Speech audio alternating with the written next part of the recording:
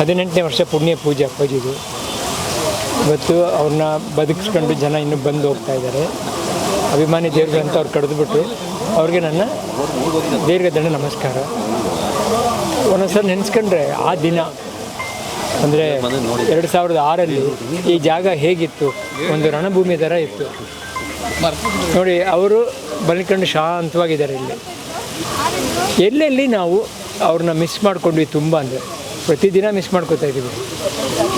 ಕೆಲವು ಜಾಗಗಳಲ್ಲಿ ಅವ್ರು ಇದ್ದಿದ್ದರೆ ಎಷ್ಟು ಖುಷಿ ಪಡೋರು ಅಂತ ಅಂದ್ಕೊಂಡ್ರೆ, ನನ್ನ ತಮ್ಮ ರಾಜ್ಕುಮಾರ ಪಿಕ್ಚರ್ ನೋಡಿದಾಗ ಅವರೇನೋ ಇದ್ದಿದ್ದರೆ ಎಷ್ಟು ಖುಷಿ ಪಟ್ಬಿಡೋರು ಅಂತ ಒಂದು. ಇನ್ನೊಂದು ಅಂದ್ಕೊಂಡಿದ್ದು,